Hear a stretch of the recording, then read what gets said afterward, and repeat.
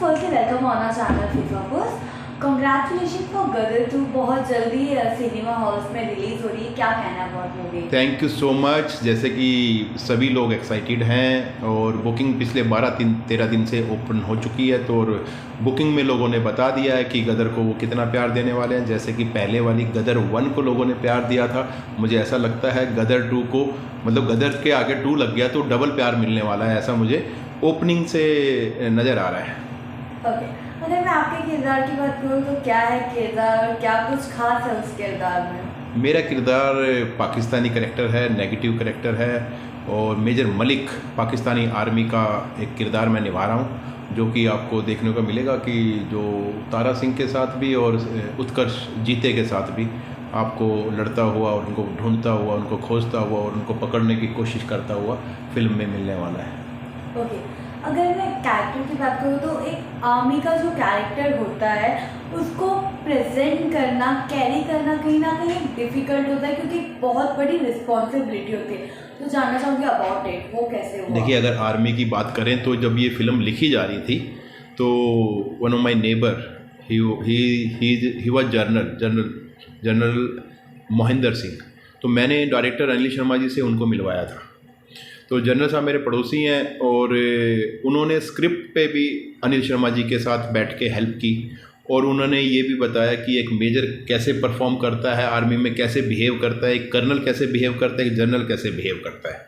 Plus उन्होंने एक colonel साहब हैं, कर्नल सुरेंद्र, उन्होंने हमारे को अनिल शर्मा जी को आर्मी की हेल्प के लिए एसोसिएट कराया, और कर्नल सुरेंद्र भी मेरे पड़ोसी हैं, तो मैं उनके साथ रह के आर्मी के बारे में और आर्मी के तौर तरीके, उसकी बॉडी लाइन, प्लस मैं स्कूल टाइम में एनसीसी और स्काउट में रहा हूं, तो मुझे पता है कि फोर्स कैसे बिहेव करती है और क्या उसका बॉडी स्ट्रक्चर होता है, क्या उसका खड़े होने का तरीका होता है और क्या उसका पोस्चर होता है। तो और प्लस कर्नल साहब ने भी मुझे उस बारे में हेल्प किया। तो जब मैं जिस कैरेक्टर के लिए मैं तैयारी कर रहा था तो मैंने उसके लिए थोड़ी सी तैयारी पहले से की थी। जानना चाहेंगे आपके इस कैरेक्टर में आपको कौन सी चीज़ पसंद आई? देखिए, मेरा कैरेक्टर है नेगेटिव, और नेगेटिव कैरेक्टर करने में बहुत ही मज़ा आता है, मेरा ऐसा मानना है, क्योंकि थोड़ा अग्रेसिव होना फिल्म के अंदर या अपनी छाप छोड़नी है, और नेगेटिव कैरेक्टर हमेशा याद रहते हैं फिल्मों में, पॉजिटिव से ज़्यादा कैरेक्टर। आज अमरीश पुरी साहब किसको याद नहीं है, सभी को याद है, लेकिन मैं अमरीश पुरी साहब से अपना कंपैरिजन नहीं कर रहा हूँ, और उनका कंपैरिजन तो फिल्म इंडस्ट्री में किसी के साथ भी नहीं हो सकता, ना ही मैं कर रहा हूँ, पर मुझे नेगेटिव कैरेक्टर करने में एंजॉय आता है, मज़ा आता है। दैट्स वाई मैंने चूज़ किया नेगेटिव कैरेक्टर। प्लस मेरे जो डायरेक्टर साहब हैं अनिल शर्मा जी, उन्होंने जो मेरी लुक देखी, मेरी प्रेजेंस देखी, तो उन्होंने ही डिसाइड किया कि भाई नहीं, आपके साथ जो है हम नेगेटिव कैरेक्टर के साथ जाएंगे। हम पहले मेरे को इंडियन आर्मी के लिए शॉर्टलिस्ट किया जा रहा था, बट बाद में डिसाइड हुआ कि नहीं, आप जो है पाकिस्तानी आर्मी के लिए, बिकॉज मेरी पर्सनैलिटी, मेरी आइज़, मेरी दाढ़ी भी ऐसी थी, मेरी लुक भी ऐसी थी। मैंने पिछले 2 साल से गदर की वजह से दाढ़ी भी नहीं काटी है, जस्ट बिकॉज, क्योंकि हमारा पूरा 2 साल कंटिन्यू अपना ये शेड्यूल चला है, बीच बीच में किसी रीजन से थोड़े ब्रेक होते रहे, बट मैंने दाढ़ी पिछले 2 साल से नहीं कटाई, क्योंकि मेरा जो करैक्टर है वो ऐसा ही है, जैसी लुक आप देख रहे हो ऐसा ही है। ये अब मैं गदर 2 रिलीज़ होने के बाद शायद मैं कटाऊंगा, बट मुझे कॉम्प्लीमेंट मिलते हैं कि यार इस लुक में ज़्यादा बेहतर दिखता हूँ मैं। डायरेक्टर जो है मूवी के अनिल, उनके साथ आपकी काफ़ी अच्छी बॉन्डिंग है, एक एसोसिएशन है, बट जानना चाहूँगी स्टिल जब आपको ये रोल ऑफर हुआ, क्या रिएक्शन था आपका? देखिए, जैसे मैंने बताया कि फ़िल्म के साथ पिछले 4 साल से जुड़ा हुआ था। जब फिल्म की स्क्रिप्ट लिखी जा रही थी वहीं से मैं जुड़ा हुआ था, और वहाँ पे मुझे नहीं था कि मैं इस फिल्म का पार्ट बनने वाला हूँ एज ए एक्टर। तो जब स्क्रिप्ट लिखी जा रही थी और फिल्म की तैयारी चल रही थी, तो अनिल जी ने मुझे बोला कि यार मैं चाहता हूँ कि आप इस फिल्म के अंदर एक छोटा सा किरदार है मेजर मलिक का, वो आप इस मूवी में करें। तो जब वो सीन मैंने किया तो अनिल जी को मेरा सीन पसंद आया, मेरी लुक पसंद आई। रात को हम डिनर टेबल पे बैठे थे तो ही डिसाइड कि भाई रोहित, मैंने आपके जो है कुछ, आपकी जो लुक बहुत अच्छी लगी मुझे, आप मेरी फ़िल्म के लिए अच्छे हो। इवन उनका सीधा स्ट्रेट फॉरवर्ड ये कहना था कि आप फिल्म में स्क्रीन पे बहुत कमीने दिख रहे हो, और मुझे इस कैरेक्टर के लिए कमीना ही करेक्टर चाहिए था, तो आप मेरी फ़िल्म के लिए बेहतर हो। तो उन्होंने कहा कि मैंने आपके सीन बढ़ा दिए हैं। अब फ़िल्म जहाँ से पाकिस्तानी आर्मी स्टार्ट होती है वहाँ से और क्लाइमैक्स तक मेजर मलिक आपको देखने को मिलेगा, just because of my work and my look. And मेरे जो डायरेक्टर हैं, मेरे फ्रेंड हैं अनिल शर्मा जी, उनकी नज़रें जिन्होंने मुझे पसंद किया और जिन्होंने मेरे टैलेंट को पहचाना, मेरी लुक को उन्होंने अप्रिशिएट किया और मेरे सीन बढ़ाए। ओके, गदर 1 की अगर मैं बात करूँ तो गदर 1 काफ़ी आइकॉनिक है। जी। जानना चाहूँगी गदर 2 का पार्ट होने पर क्या फीलिंग है? देखिए, गदर 1 जब हमने देखी थी तो सपनों में भी नहीं सोचा था कि भाई हम कभी गदर 2 बनेगी और हम उसका पार्ट बनेंगे। इवन जब गदर 2 लिखी जा रही थी तब भी मैंने नहीं सोचा था, लेकिन जिस दिन मुझे रोल ऑफ़र हुआ, इसमें कोई शक नहीं है, उसमें कोई डाउट नहीं है कि I am very excited that day कि हाँ यार, इतनी बड़ी फ्रेंचाइजी गदर जैसी फ़िल्म में मुझे काम करने का मौका मिलेगा, चाहे भले ही 1 मिनट के लिए मिले, बट मैं बिल्कुल करना चाहूँगा। मैंने बिना सोचे समझे अनिल जी को हाँ कर दी थी कि अनिल जी, मैं इस फिल्म में काम करना चाहूँगा। कि बट कहीं ना कहीं ऐसा होता है ना, जब हम कोई एक आइकॉनिक मूवी देखते हैं जिसका कोई सीक्वल बन रहा है या किसी एक आइकॉनिक चीज़ का रीमेक होता है, तो एक प्रेशर होता है एक्टर्स पे टू कैरी इट। तो क्या ये प्रेशर आप पे नहीं, होता है? किसी प्रकार का कोई प्रेशर था नहीं, क्योंकि जो हमारे डायरेक्टर हैं वो बहुत ही ज़्यादा टैलेंटेड हैं, लेजेंड डायरेक्टर हैं, तो उनके अंडर काम करना तो मतलब रिलैक्स ही था। सभी का मतलब माहौल बिल्कुल कूल था, किसी को भी इस तरह का कोई प्रेशर नहीं था। चाहे वो उत्कर्ष हो, सिमरत नई लड़की डेब्यू कर रही है इसमें, सिमरत कौर, उसकी भी फर्स्ट मूवी है, और बहुत सारे लोग हैं जिनकी फर्स्ट या सेकंड मूवी है। तो बट अनिल शर्मा जी जब सेट पे रहते हैं तो बहुत आराम से, प्यार से, कूलली अपना काम निकाल लेते हैं लोगों से। ऐसे ही हमसे भी निकाल लिया उन्होंने। अगर हम हमारे तारा सिंह की बात करें, सनी देओल, तो क्या वर्किंग एक्सपीरियंस रहा आपका उनके साथ? तारा सिंह जी जैसे आपको पर्दे पे दिखाई देते हैं, खूंखार, गुस्से वाले, तो रियल लाइफ में वो डिफरेंट है, क्योंकि वो किरदार उनका ऐसा होता है। बाकी भी फिल्में आपने सनी देओल जी की देखी होंगी तो उसमें दिखा होगा कि बहुत ही गुस्से वाले और एंग्री यंग मैन टाइप दिखते हैं, बट रियल लाइफ में वो बहुत कूल, बहुत शांत, बहुत काम रहते हैं और बहुत प्यार से लोगों से मिलते हैं। कहीं ना कहीं हम लोगों से कुछ ना कुछ सीखते हैं। आपने कुछ सीखा सनी जी से? सनी जी से सबसे बड़ी बात ये सीखी, भाई शांत रहो, आराम से अपना काम करो। अपना काम जब वो सेट पे आते थे तो वो डिफरेंट होते थे, और जब वो नॉर्मल हमारे साथ बैठे होते थे या वैनिटी में बैठे होते थे तो डिफरेंट होते थे। जब आप काम कर रहे हो तो आप करेक्टर में घुस गए, जब करेक्टर कर रहे हो तो करेक्टर कर रहे हो, आप उसके बाद जब करेक्टर से बाहर आ गए तो नॉर्मल जैसे आम आदमी होता है, वो आम आदमी की तरह उन्होंने बिहेव किया। कोई ऐसा नहीं कि वो इतने बड़े सेलिब्रिटी हैं या इतने बड़े आर्टिस्ट हैं, ऐसा किसी प्रकार का सेट पे उन्होंने किसी के साथ भी ऐसा, हमें कभी लगा नहीं कि हम सनी देओल जी के साथ बैठे हैं। हमें अंदर से तो मालूम था यार हम सनी देओल जी के साथ बैठे हैं, बट उन्होंने कभी फील नहीं कराया कि तुम सनी देओल के साथ बैठे हो, ज़रा अपनी हैसियत में रहो, ऐसा कभी नहीं रहा। मतलब हमने इंजॉय किया उनके साथ। ओके, अगर मैं मूवी की बात करूँ तो जहाँ सॉन्ग्स को काफ़ी एप्रिसिएशन भी मिल रही है, ऊर्जा काले के सॉन्ग के रीमेक पे या गड्डी लेके, तो क्या कहना है ये जो एप्रिसिएशन? आप ये देखिए, ये तो पुराने गाने, आपने 3 गाने हैं इसके अंदर पुराने। खैरियत गाना सुनिएगा, बहुत ही बेहतरीन गाना है, और उसके अलावा भी 2-3-4 गाने और हैं। इस फिल्म के जितने भी गाने हैं तो सारे सुपर डुपर हिट होने वाले हैं। अनिल जी की किस्मत में कह लो कि जितनी फिल्में उन्होंने बनाई हैं उनके गाने सबके सुपर डुपर हिट रहे हैं। चाहे लास्ट मूवी उन्होंने अपने बेटे को लॉन्च किया था, जीनियस, देखी होगी आपने, तो तेरा फितूर बहुत हिट सॉन्ग था, उसके 5 गाने हिट थे।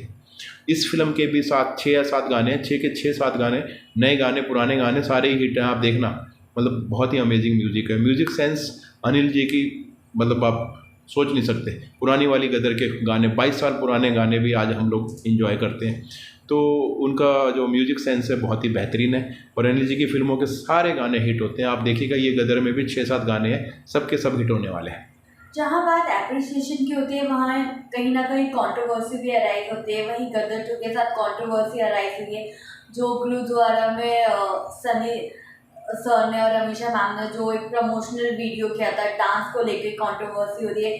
वहीं दूसरी तरफ अमीषा पटेल ने एक स्टेटमेंट दिया था, मैनेजमेंट सही नहीं है। आप क्या कहना है इन बातों पर? देखिए, अगर आप बात करें कि वो मैनेजमेंट सही नहीं है, ये सही नहीं है, वो सही नहीं है, वो सब चीज़ें ना मुझे लगता नहीं है कि अमीषा जी ने की थी। वो क्या, कहाँ से हुई, कैसे नहीं हुई, ऐसा कुछ होता तो वो सेट पे बोलते। और आपने देखा होगा कि अगर जिस दिन ये न्यूज़ आपने पढ़ी या हमने पढ़ी थी, नेक्स्ट डे तो वो अनिल जी के साथ ही बैठे हुए थे, किसी प्रकार का कुछ था नहीं। और अनिल जी का भी इंटरव्यू आपने पढ़ा होगा, उन्होंने क्लियरली स्टेटमेंट दी थी कि भाई मेरा और अमीषा का तो बहुत प्यार है और सेट पे कभी कुछ ऐसा हुआ नहीं। और मुझे नहीं लगता कि अमीषा जी ने ये ऐसा कोई स्टेटमेंट दी होगी, ऐसा कुछ लिखा होगा। और गॉड नोज़ कि किसने किया किसने नहीं किया। और फिर उन्होंने अमीषा को बुलाया और अमीषा ने बोला नहीं मैंने नहीं किया, ये कोई स्टेटमेंट मैंने नहीं दी। और वो नेक्स्ट डे साथ में ही थे, उन्होंने पिक्चर भी पोस्ट की और अनिल जी ने इस बारे में इंटरव्यू भी दिया, आपने देखा होगा। तो मुझे नहीं लगता कि अनिल जी और अमीषा के बीच में किसी भी प्रकार का कोई डिफरेंसेस हैं। और अगर बात करो प्रोडक्शन की, तो प्रोडक्शन तो वैसे भी जी का था, तो उसमें अनिल जी का तो कोई लेना देना ही नहीं। लोगों की अगर बात करें तो लोग काफ़ी उम्मीद लगाए बैठे हैं गदर 2 से। जानना चाहेंगे उम्मीद के बारे में क्या कहना है, कितने एक्सपेक्टेड है लोगों को रखनी देखिए, चाहिए? अगर बात करें उम्मीद तो लोगों को इतनी है कि अभी 13 दिन पहले मूवी की बुकिंग स्टार्ट हुई है और अब तक अभी 2 दिन है मूवी रिलीज होने में, 10 करोड़ की ऑलरेडी टिकटें बिक चुकी हैं। तो इतनी प्री बुकिंग तो मैंने किसी भी फिल्म की देखी नहीं है। बाकी अगर जब आप फिल्म देखोगे गदर 2, जैसे गदर 1 को आपने प्यार दिया है तो गदर 2 को आप, गदर 2 मतलब 2 लग गया तो डबल प्यार देने वाले हो, क्योंकि ये एक फैमिली ओरिएंटेड मूवी है। एक बेटे और बाप की कहानी है, बाप और बेटे का प्यार है कि बाप बेटे के लिए कुछ भी कर सकता है, बेटा बाप के लिए किसी भी हद तक जा सकता है। तो वो सब देखने को मिलेगा। और जब आप फिल्म देखोगे तो फिल्म में इमोशन, ड्रामा, एक्शन सब देखने को मिलेगा। हिंदुस्तान पाकिस्तान देखने को मिलेगा 15 अगस्त पे। इससे बेहतरीन फिल्म 15 अगस्त जैसे उत्सव पे मिल नहीं सकती ऑडियंस को।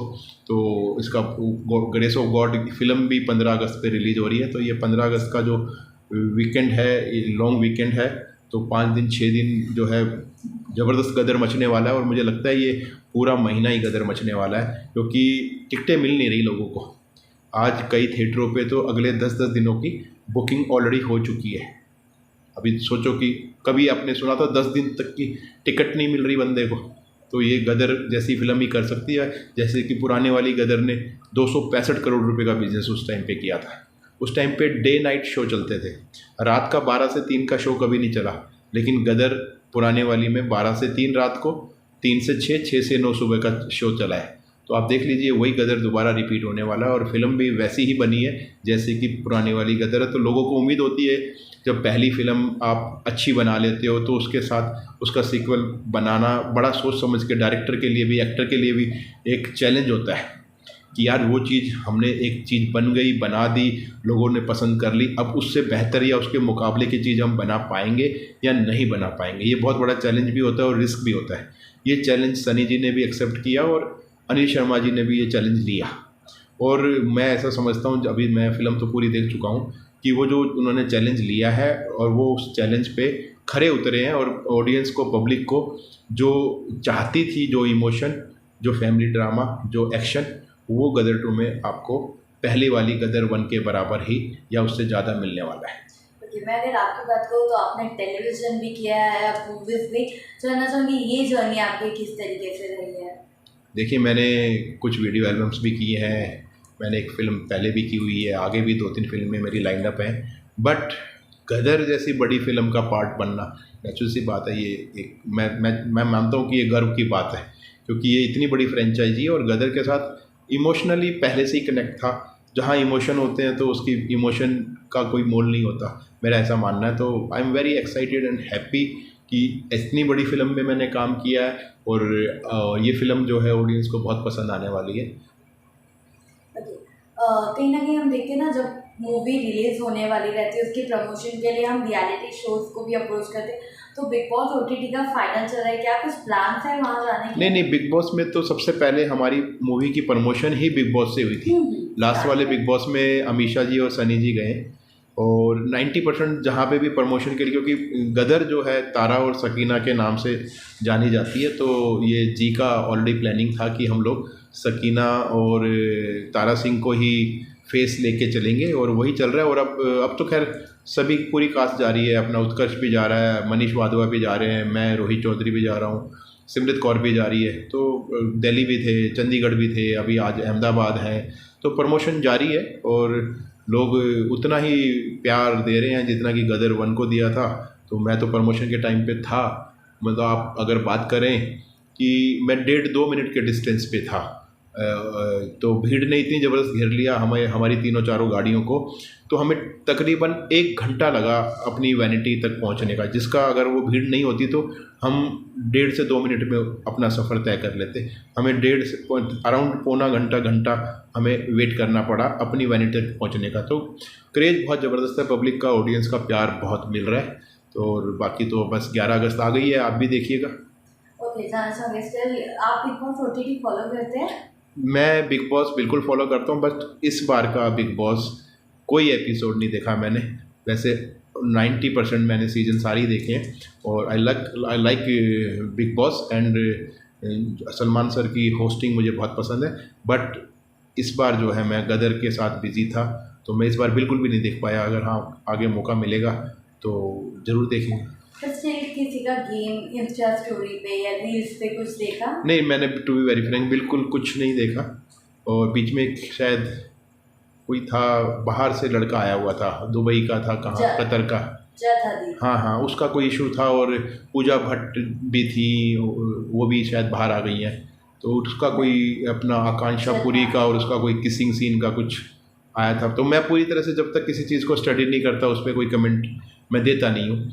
तो मुझे नहीं पता कि एपिसोड जब मैंने देखा ही नहीं तो कि उसमें क्या हुआ था क्या नहीं हुआ था। बट इंस्टा स्टोरी वगैरह से कुछ इस तरह का कुछ हुआ था, ये मुझे मालूम है। बट इस बार मैंने फॉलो किया नहीं big boss. But reality show पे ऑन स्क्रीन किसिंग के ऊपर आपका क्या टेक है? विल इट ओके और नॉट? ठीक है, अपना अगर कोई टास्क है, अगर आपको ठीक लगता है और किस लेवल तक करना चाहिए, किस लिमिट तक करना चाहिए, इट्स अप टू यू। ये मैं इसमें कोई ऐसी मेरी अपनी पर्सनल चॉइस है कि मुझे इस टास्क को किस हद तक करना है। अब वो उनकी चॉइस रही होगी कि उन्होंने उस टास्क को किस हद तक और कहाँ तक किया होगा, मुझे क्योंकि मालूम ही नहीं है तो मैं स्टेटमेंट दे नहीं सकता। बट अगर आप बात मेरी करोगे तो कोई भी टास्क मुझे मिलता है तो मैं उस टास्क को कंप्लीट करना चाहूँगा। और हाँ, ये ज़रूर है कि हर आदमी की अपनी एक मर्यादा होती है। मैं उस मर्यादा में मैं कितना ध्यान रखूँगा, सामने वाला कितना ख्याल रखेगा, अपना अपना पॉइंट ऑफ व्यू है। तो मेरा अगर पॉइंट ऑफ व्यू पूछोगे तो मैं अपनी मर्यादा में रह के ही टास्क करूँगा, मर्यादा से बाहर निकल के टास्क नहीं करूँगा।